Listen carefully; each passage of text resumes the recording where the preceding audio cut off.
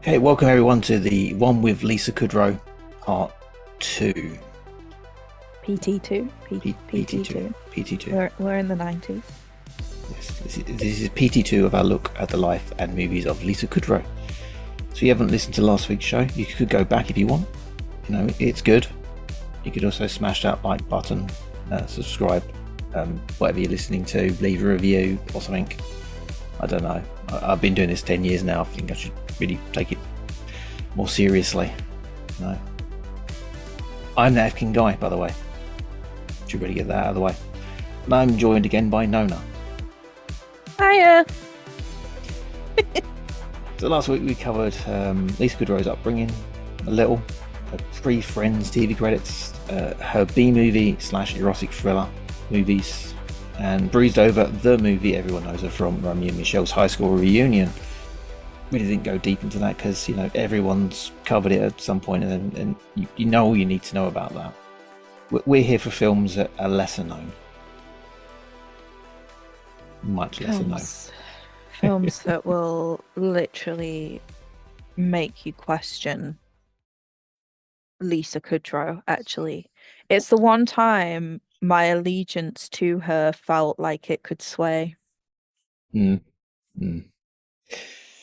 how are we doing so far on the movies? So she has done the cult hit, the worldwide phenomenon TV show. What's going on movie-wise though? She did comedies, rom-coms, more comedies, more rom-coms. Mostly stuff you see on Netflix these days, with a few mid-level actors, you know, ones that can't quite fit into a Nolan blockbuster or have a Marvel contract, and TV stars looking to break out their TV personas. Again, my mouth is a bit at the moment because it's hot. It's still hot. We're definitely not recording on the same day. No, those aren't ice cubes that you're hearing. That is the winter bells of Christmas. This is definitely time travel. Yeah. Also, those films, people were just looking for a payday, really, and so they can do the same thing they do on TV on the big screen, which is where I think Lisa Kudrow kind of lies at this point with some of these titles. You've got Clock Watchers, Hacks, The Opposite of Sex, Analyze This, Analyze That, Dr. Dolittle 2, All Over the Guy, Hanging Up, Lucky Numbers. These are movies, apparently. Any you recognise there? Dr. Dolittle 2, I recognised. I didn't even know they made a number 2. I think they have 3 even. Jesus. Is Eddie Murphy play all the parts in number 3? Probably. I'm gonna double check because I feel like they really went to town with the Dr. Dolittle films. Yeah, I know they analyse this and that. Yep, they made a 3. Yeah, there is a Dr. Geez. Dolittle 3. Opposite Sex, I know because it was had, like, Christina Ricci on the cover art. I kind of know it from that though, rather than the actual film. I have no idea what it's about. Sorry. I'm about to tell you there are 8 Dr. Dolittle films. That's if I include the original 1967 film. So 7. There is a new one that is currently being made called Dr. Dolittle, King of the Wild. Is it an Eddie Murphy one though? I couldn't tell you. It's in production. There's just a lot of them. One of them is about Mayor Dolittle. So yeah, there's a whole lore in that. We're not covering these. I'm going to tell you that right now. I'm vetoing this before you even get any ideas in your head. I am not covering Dr. Dolittle. No, I've already put my the black ball in there. It's like no, veto. That's all the coverage. If you're disappointed, listeners, tough shit. I'm not covering Dr. Dolittle. It's been covered. Back to Lisa Kudrow. Yeah, in that list of films though, there is one that stands out, which after seeing it, I regretted not adding it to the list of films to watch for the series. And then I added it to the list, and now I'm regretting that I added it to the list. That film is Bark. I still couldn't decide what you were going to say at the end of that because I've watched all of the films that we're going to speak about. Yeah, and you couldn't tell which one was which was so bad. So Bark is from the IMDb. Thanks, Anonymous from IMDb, for this one. A comedy about misfits in which a veterinarian becomes involved with a client whose wife has begun acting like a dog. Darla is the vet, while Peter is the frazzled husband whose marriage is going to the dogs. So made in 2002, this is an extremely low budget film. I figure it costs at least $350, and sometimes they provided sandwiches on set, but only sometimes. The whole premise was based on a 90-second comedy sketch about a dog walker who assumed the identity of a dog, and the veterinarian looking after them gets involved with their boyfriend. It's incredibly weird seeing this film in between all those glossy conventional studio releases, and knowing that Lisa Kudrow at this point in time is getting a million episodes for a TV show. You're wondering why. It's very odd, but there's always a reason. It stars Lee Tergesen, who is a guy you would have seen in The Thing, Hank Azaria, and Vincent D'Onofrio. Two other names you may be wondering how they got involved with this project. Obviously, Hank Azaria is one of the main voice actors in The Simpsons for 13 years at this point, probably making quite a bit of money doing that. Vincent D'Onofrio, just 2 years into his 9-year run on Law and Order, and a fairly in-demand actor. I've noticed, actually, looking through his thing, he's gotten a lot of acclaim for some of the stuff he's been in recently, but he's always been great, and that, like, since Full Metal Jacket in 1986. And I don't think he's criminally underused. I think he just picks his roles really carefully. Again, questioning why he's in this film. But yeah, after Full Metal Jacket, his first film he was in after that was for one scene playing 4 in Adventures in Babysitting. So he's picky, but he did this. Everyone has to have one movie. In Lisa Kudrow's case, it wasn't just one, but everyone has to have at least one. Yeah, then you have the side characters. You've got Scott Wilson, who's a character actor who's been working regularly since the 1960s. He's in a ton of things, probably most well known as Herschel Green in the Walking Dead series recently. He plays Lucy's dad. And her mum is Mary Jo Deschanel, big character actor since the 1960s as well, playing Eileen Hayward in Twin Peaks. Likely not as well known as her daughters, Emily and Zoe. So yeah, everyone in the cast is like names. Solid actors. They're names, but I still felt like I was watching someone's GCSE drama video. Like, yeah, this can all be answered by saying that the star and writer of this film is Heather Morgan, and she plays the wannabe canine Lucy, and she was a member of the Groundlings Comedy School, and she needed to go back. This is like probably down to the fact of just being mates with people, and this is just filmed on weekends around their day jobs. It was ludicrous. But Heather Morgan also, like this film, is a real oddity. She has a load of credits leading up to this film, most notably as a writer and performing multiple characters on Dana Carvey's TV show. From 94 onwards, she's got solid work, and then he makes this film. It's relatively well received. But then she has one more credit in 2002 before vanishing from film and TV for 12 years. There's like no credits at all, writing, producing, starring, anything, until 2014. 2024, to play a Groundlings instructor in Lisa Kudrow's TV show The Comeback.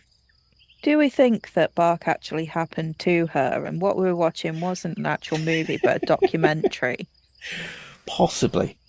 My opinions about the film kind of go along those lines.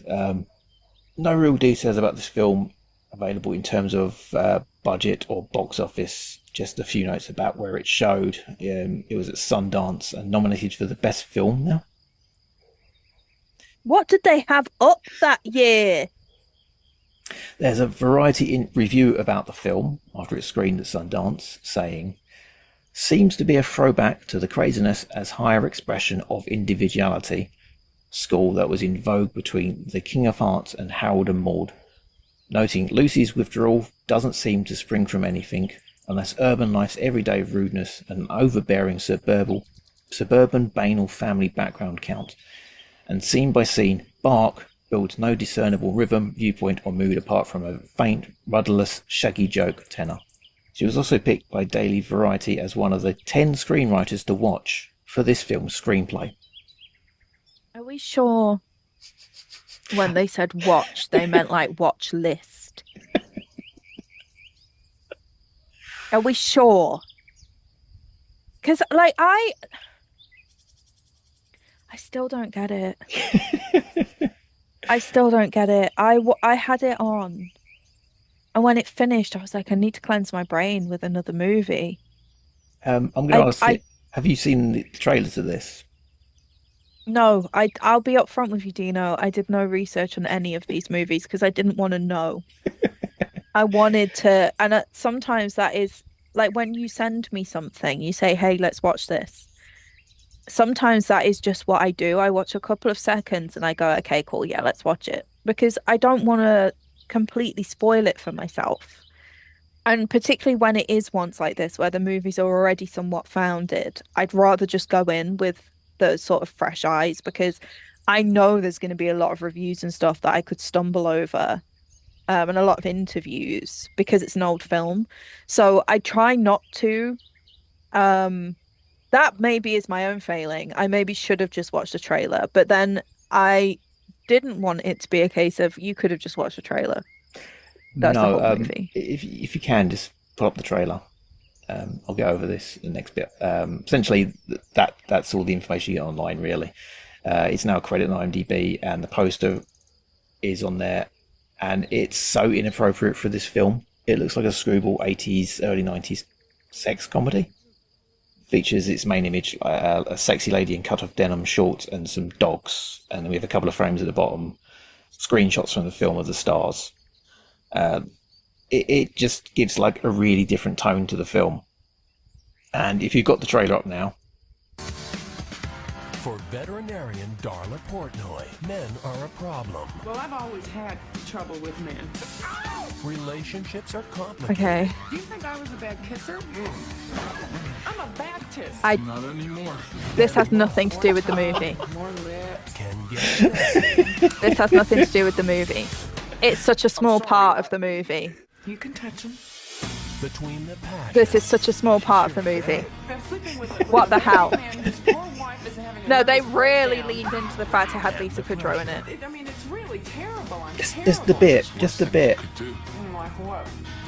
Okay, we're nearly at the end. I don't think I need to watch anymore because that has nothing to do with the movie.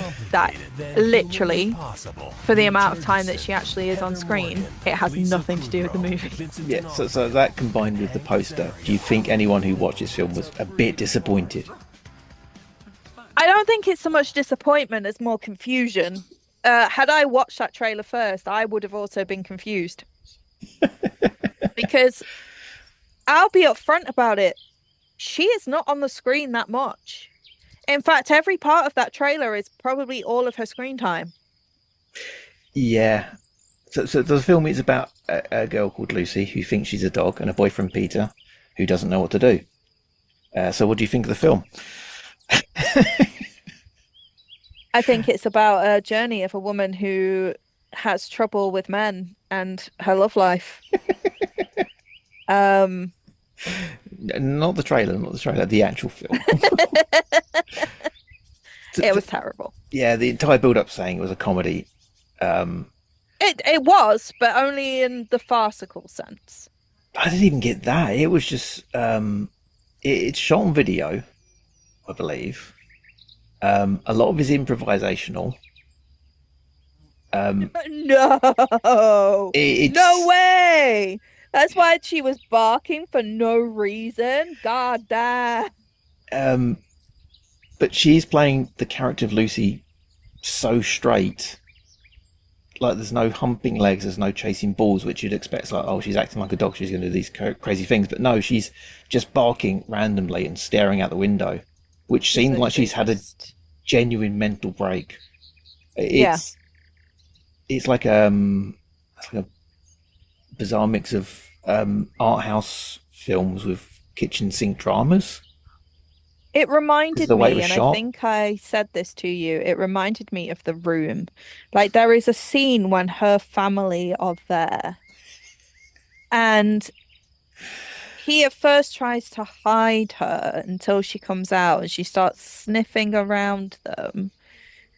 Like, I'm surprised we didn't see a sniffing of the butt scene, if I'm honest. If we did, I fucking missed it. Um, but there's a scene in The Room where I can't think of what his girlfriend's character name is right now, Lisa, but she's, strangely. oh, is it fucking Lisa? Of course it's, yeah, of course it is. You're tearing She's me apart, talking to her Lisa. mum, and her mum says, "Oh, I've got cancer." But anyways, and it reminded me so much of that kind of like this woman is clearly very unwell, and you're all just acting like it's not a fucking thing. Yeah, but then the mum is also unwell. I'm not surprised with that kind of a family as support. Yeah, I've got in capital letters on my notes. None of this is funny. No, no. Yeah, Lisa Kudrow offers or tries to offer some comedic relief. I can see her fighting for her life at various points during the movie. Um, I thought Vincent D'Onofrio, who's a doctor, who isn't a doctor, who would rather be playing the harp. He's like in a different film, and it's kind of funny, but not in this film. it was just all bad. Yeah, This is going to be the shortest review of a movie because genuinely don't watch it. Watch the trailer. Because that movie looked like it would be enjoyable.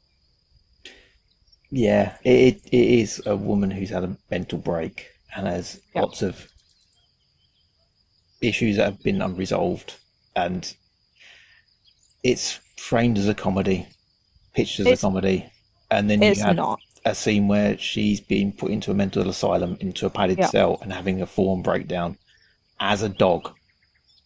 Yeah. I'm getting like invested in the character to a certain extent. It's a bad film, but I'm like, I really feel sorry for the character. And if she was doing this in a serious film, she'd probably win awards for it Oh yeah, 100%. because it's really good the way she plays it. But it's not this film. Everyone else is doing improv.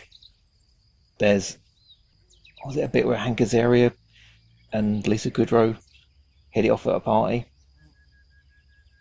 and then that becomes a thing. But then they're like, change the next scene because she's supposed to be involved with Peter, the boyfriend, and it's like Hank Azaria just made that up at the party because he thought it was a thing, and they couldn't go back and refilm it because they're all doing The Simpsons the next day, and Friends the next day. So it's like, oh, we'll just leave that in. We'll just sort of change it in the next scene. We'll have to do this, and it makes zero sense. And then suddenly the film becomes about the boyfriend and Lisa Kudrow's character rather than the partner who thinks she's a dog. Yeah, the whole thing is just weird. Yeah, and spoilers. He decides to take her off the meds and let her act like a dog, and then he gets together with Lisa Kudrow, and they all become mates. Like him and Gazera, who's his best mate, Vincent D'Onofrio, who's the doctor who's not a doctor, who quit being a doctor to play the harp. Genuinely, don't watch it. Yeah, it's I think my general poster review would be fucking weird and not funny in the slightest. Just mine would just be why. I I mean, don't even need that many words. Just it doesn't need to be called bark. It needs to be called why.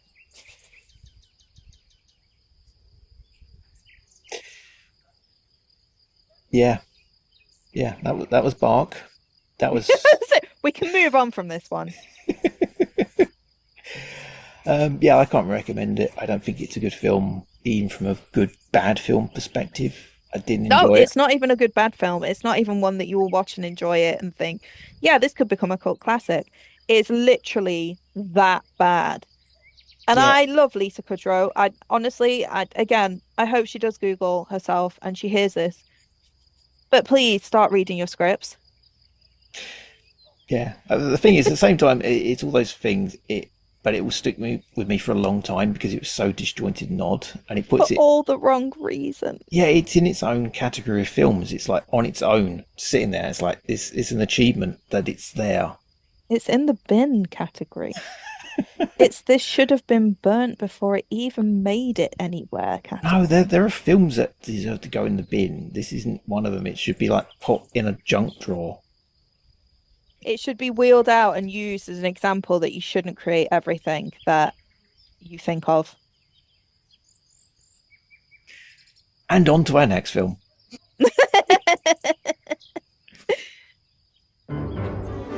For Marci Feld, life was all about her family, her charities, and her friends. But all of that is about to end. Controversy is erupting over the new CD by gangster rap star Dr. S. This recording is unspeakably offensive. I blame the man who profits from these albums. Do I really own this label? I blame Ben Feld. Daddy! If you have any more stress, it could kill you. I need 10 cc's of Valium right now. Oh, thank you. For your father. If Dr. S is not apologized, we will crush him and Ben Feld. Oh my God. Now, to save her father's company, I just wish I had a son to take over so that you wouldn't have to worry. Marci Feld will go somewhere I love my father, and I can't even help him. she's never gone before. Get out there. Show your father just what you're capable of. Yeah, I'm gonna go see that Dr. S in person, and we can work together. To work. Marci cares. Marci loves. Marci saves her father's life. Go talk to him for your father. Mingle. I'm giving you one chance to clean up your act. I'm here as a gangster. He's a gangster. Yay! The story the world can't stop talking about. Dr. S. Will he apologize? Hell no. We are trying to overhaul your image. Welcome to our auction to benefit Quinfida, children with no feeling in their arms. This is whack. That means bad. Who knew? Get out of your element, baby, because you're not real. If I can get real, Will you sincerely apologize? What you gonna do? You gonna rap for us? Marci. hi, I'm so real. Let me tell you how I feel.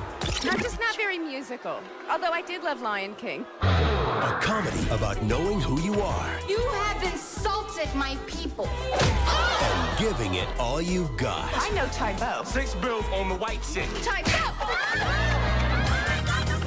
Lisa Kudrow, We cannot lose. Damon Wayans, You know, you remind me of someone in that outfit with the jewelry and the hair. Tupac, DMX. My Aunt Esther. Marci X. Now, this film is a Jewish princess is forced to take control of a hardcore hip-hop record label and falls for the label's most controversial rapper.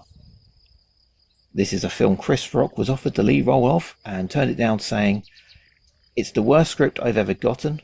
I'd been happier getting an envelope full of anthrax." Wow. Say how you feel. Yeah, it's a romantic comedy, apparently, written by Paul Runick, whose previous works include Sister Act and Addams Family Values. Good films. Before we laud his credentials, these are his first 2 films, and there's a big drop-off afterwards. We have Jeffrey, Monkeys, Apes and Gorillas, In and Out, Isn't She Great? And then this. I've not seen or heard of any of those films. I have not heard of them either, to be fair. Yeah, but after Marci X, he then co-wrote with Ira Levin the screenplay for the Frank Oz-directed, Nicole Kidman starring Stepford Wives. And then wasn't seen until 12 years later. Good sign. Directed by Richard Benjamin, who was a pretty prolific director from the 1980s, most notably in charge of The Money Pit, My Stepmother is an Alien, and Mermaids. After this film, he wrote 2 movies and then went back to acting.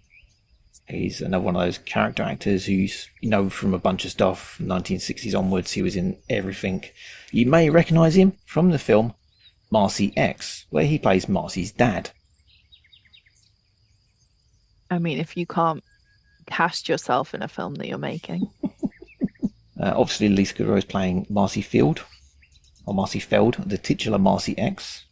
She's sharing the screen with Damon Wayans, famous for being Damon Wayans. Jane Krakowski is a character. So is Christine Baranski. And you've also got the teacher from Glee, Matthew Morrison, in there somewhere. Don't. Because I saw Mr. Shu appear and was like, fuck this. In a good way? No. I swear, as somebody who has watched Glee as well, incredibly problematic, by the way. Just a little.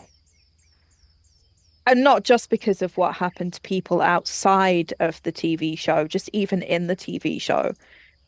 I am convinced that Matthew Morrison is just Mr. Shu. It's typecast. They just gave him a new name. Yeah. So this film had an estimated budget of $20 million. Little bit of a quiz. How much do you think it made back on its opening weekend? From 20 million.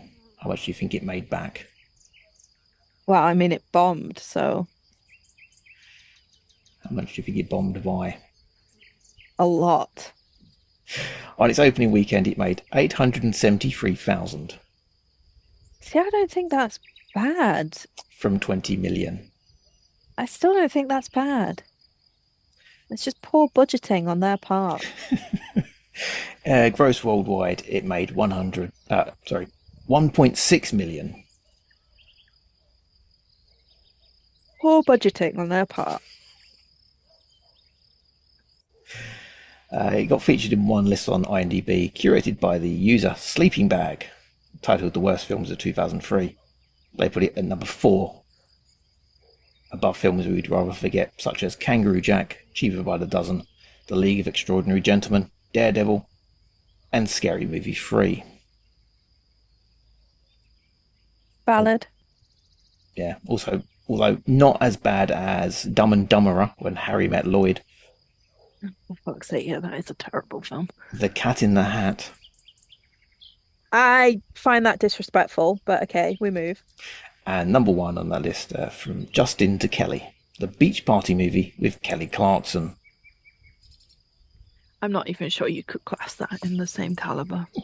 Not because it's just that's such a non-movie. Yeah, it was a movie. Yeah, it's a beach movie. They were a thing in the 1950s, 60s, 70s. We could be watching worse films. Don't try and jazz this up, Dino.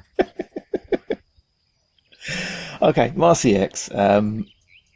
I mean, right at the gate, this film is not great. The title credits is just Damon Wayans in a situation that's supposed to put over the fact he's the rap and hip hop god.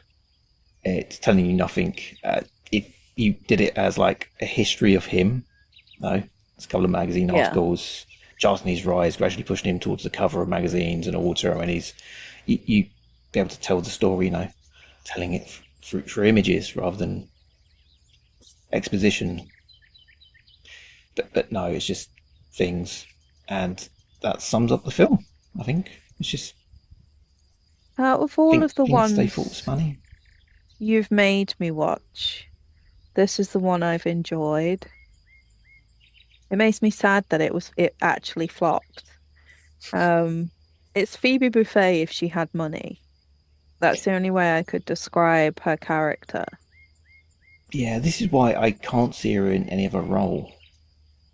Because it's difficult because she plays that type of character so well that when she does, like Romeo and Michelle is a prime example. Like she is literally just Phoebe in that movie as well. And I know it must be really hard because no one wants to have to be seen as that one character for the rest of their life.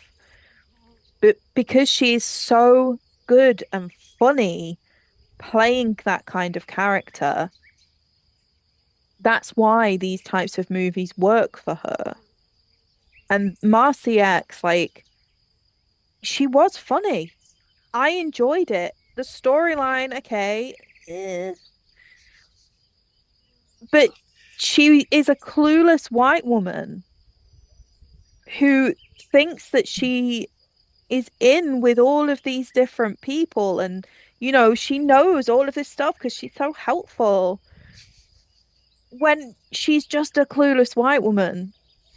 But she's not, though. She's like, essentially, Dr. S, Damon Wayans' character, has made an album that's like got the word "but" and talking about sex in it, and it's a bigger outrage, and the senator is coming after the record company that her dad owns, which is always funny when you sort of look at it now. And it's like, she is clueless because she genuinely thought that because she'd done all of this charity work, that she would be able to speak with essentially a whole different culture. But she did. She got up and did a rap. Yeah, about a purse. And at first that didn't even work out. Yeah, but it didn't even work out straight away. And it's one of those things of like she said, she kept making it worse because she kept interfering. It's one of the it's literally her character reminded me so much of those women who go traveling to explore themselves. Whilst that traveling, they live on their parents', bank account, and in reality haven't faced struggle. And whilst yes, they are doing their best to try and defeat struggle, and I'll never sit and say to somebody like, don't help. Like, it was very clear she wanted to, and she was very aware that she'd never sort of faced struggle and that kind of stuff, because that was why she was doing what she was doing. The naivety that she could understand what a person could go through and the reasons why they might have an outlet in the way that they do. That's what I mean by it. It was such a naivety when a lot of the time music is an outlet. It doesn't, like, you don't have to agree with the outlet and why it exists. You don't have to agree with, like in this instance, like the songs were so far-fetched and outlandish on purpose because the whole movie was about, I guess, a very outlandish stereotype. That was probably the only part that I wasn't so keen on. Except I did find it really funny when they took the boy band and made it gay.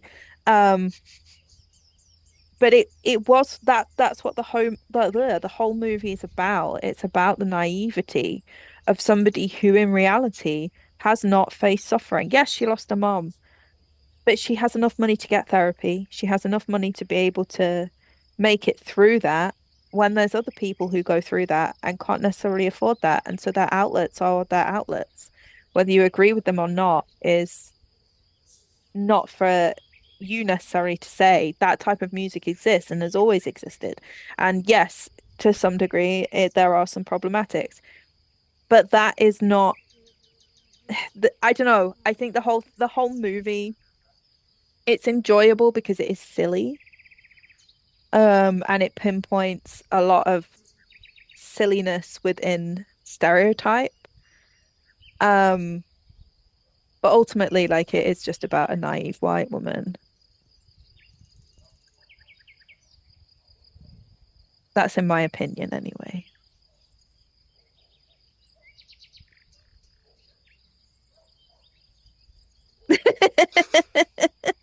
Can see I've stunned you into silence.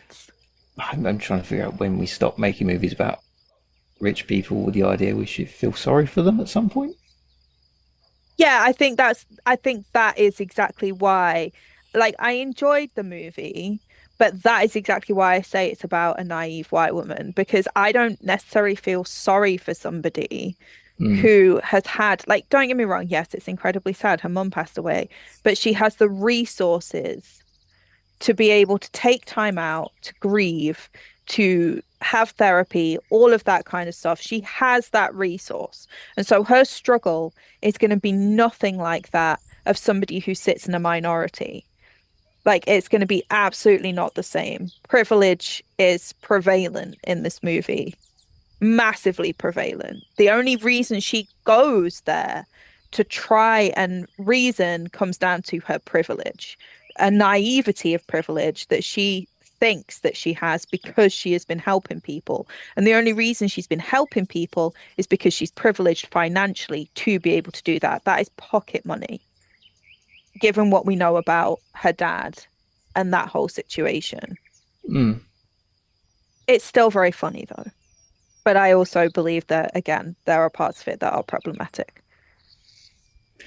I think the songs on it are the biggest disappointment in terms of they're trying to be edgy and outlandish, and there's been films before that, like almost a decade before that, they had CB4, so the same sort of thing, and some of the songs from that are really offensive or the right level of would scare people.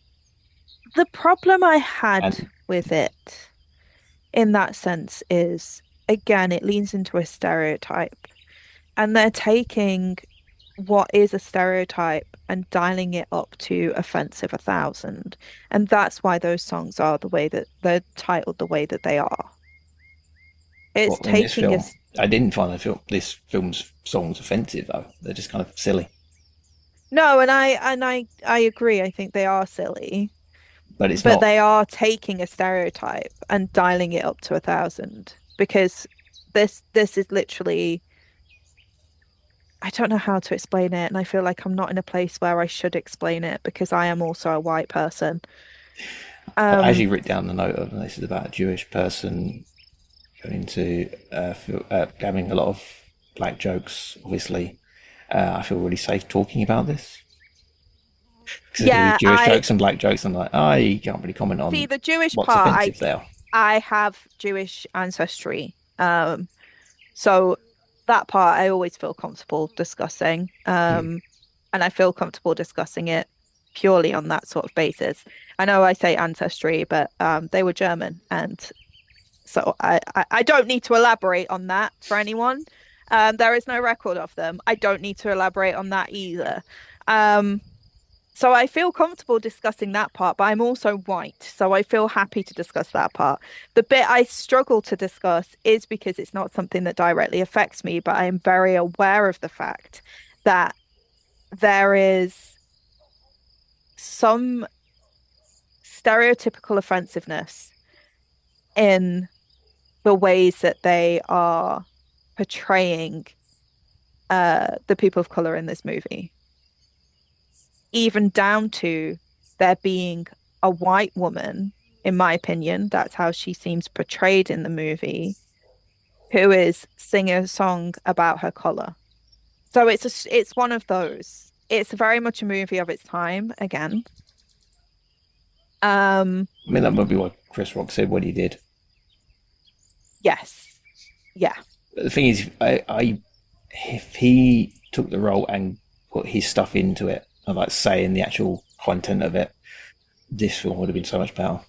Because I agree with that. Damon Wayans is the worst part of it. Yeah. Lisa Kudrow, very good. She's almost playing the straight woman in it, or the straight character. All the jokes coming from her. I mean, you got her posse who are doing the comedy punchlines, and they're getting increasingly more offensive, and only really Jane Krakowski's lines were funny. I think I lost count of the amount of times I actually said she's amazing, because she is playing Jenna Maroney. But yeah, if you had Chris Rock in the lead role and Jane Krakowski in the main role, you essentially have a proto 30 Rock, which wouldn't have been a bad thing, and it would have been a better film. I don't disagree with the casting of Lisa Kudrow in the role. Genuinely, I mean, she's good in it. She's some solid lines in it. It's just Damon Wayans who's just a vacuum. The reason why I also say naivety, that scene in the limo where they're both sat in their furry coats, and she says, "You remind me of someone," and then she mentions her aunt. That did make me laugh, but again, naivety and absolutely ludicrous stupidity on her part. But it did make me laugh. Because again, it's showing a naivety of her character. But yeah, it's a tough one. It's one that I do feel uncomfortable discussing because it's not for me to say. It's not for me to I say mean, what. you go with the general tone of the film. I thought it wasn't the worst film ever. I think the way they put it, a lot of people said it's like one of the worst films ever. It's not. Yeah. It's not something I'd recommend watching. But at the same time, it's not the worst film I've ever seen. There was a few lines in it I actually found quite funny. One, I think,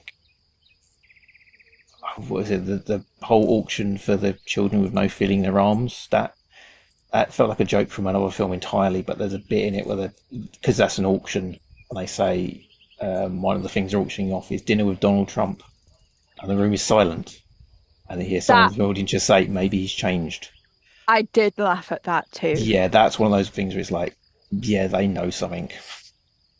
I did laugh at that too. Like, only because it is one of those refreshing, oh, we all hated him then kind of moments. And there was a line from Damon Wayans' character, because I say he's a bit of a vacuum in this. He's playing Snoop Dogg, I think. But they're in the limo, and Marcy asks Dr. S, when black people make love, is it different? And he just replies, yeah, it's good. And it looked like they genuinely both started laughing naturally. It wasn't a line, it was an ad lib. Yeah. And that's like the best line he delivers in it. Because it's come from like a really stupid line from a naive person. They understand how dumb that line is. Yeah. And he's just played off it, and it is like he starts laughing. It doesn't look like it's in the script. Yeah. So it's like they have a chemistry.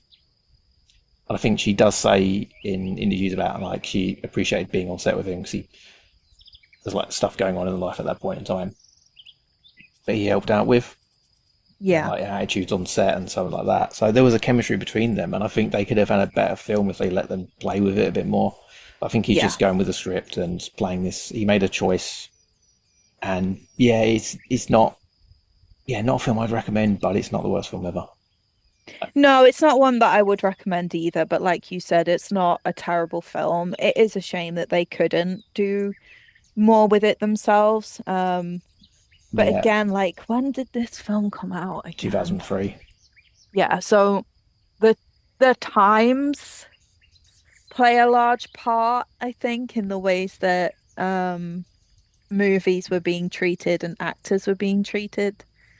Whether we like it or not, the ways that casting has gone in Hollywood in terms of diversity still has some way to go to change it.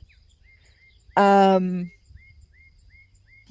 back then, diversity casting would have been, it would have been difficult, really, let's be real. And letting anyone who isn't a white person loose with it may also still have been a bit of a problem for some people. We know that there are issues with casting people of color. We've had Ariel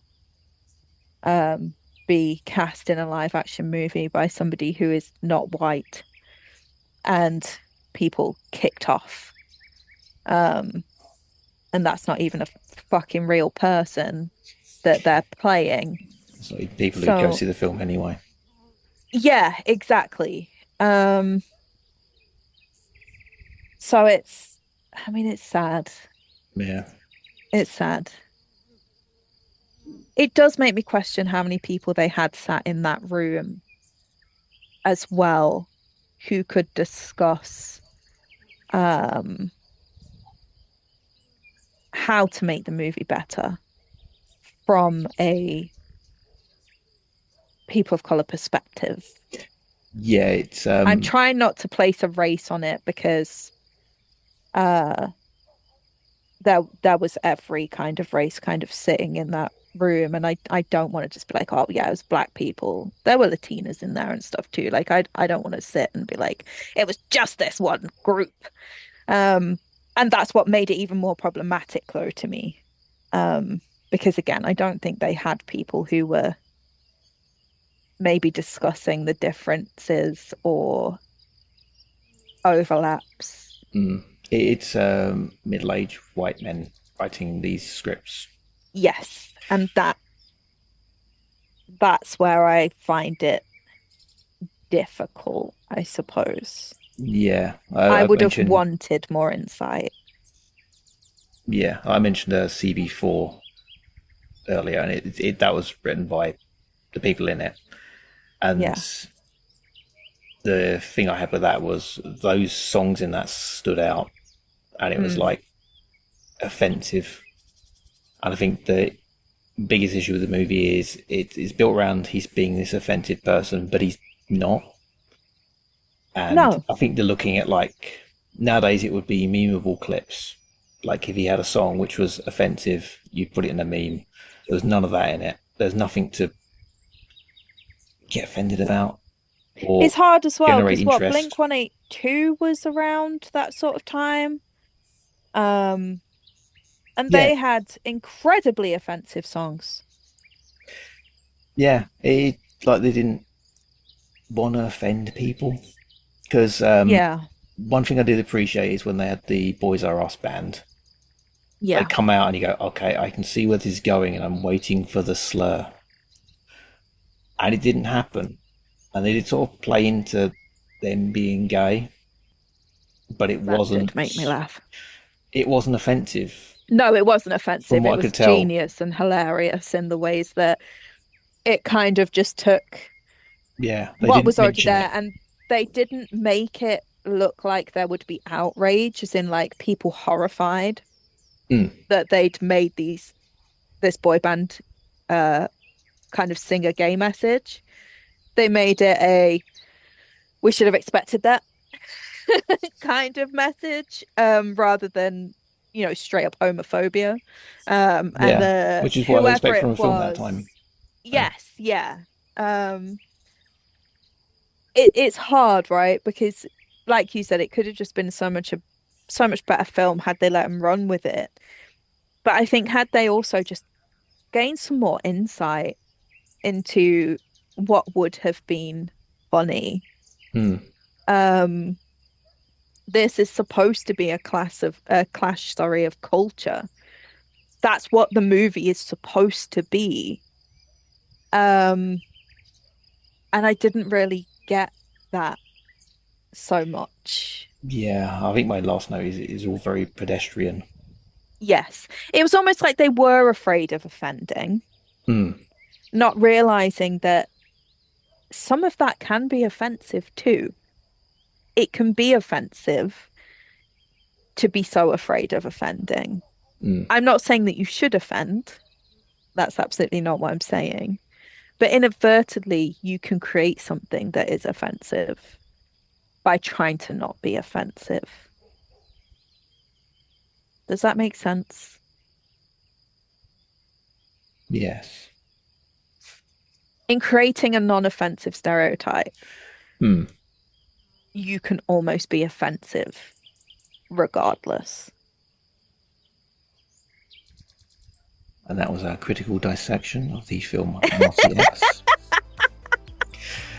Honestly, I never thought I'd get that deep into it, I'll be honest. Yeah, and that was part 2 of our the one with Lisa Kudrow, PT2.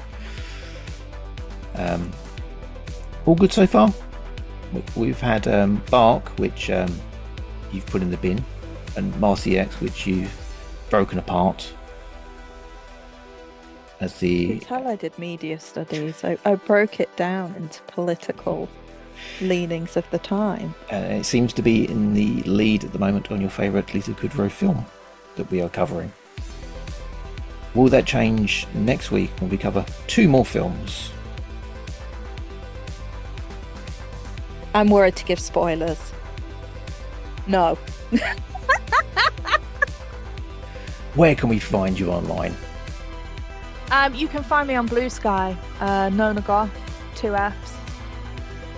Because I'm British. Excellent. And me, you can find me at totalcultzone.com. I read my webzine full of movie reviews, opinions, bits, comics art, and stuff I've did. And most importantly, for the social media Obsessed Society, links to whatever ones I'm currently using. That's totalcultzone.com. Bye. Bye. Ah.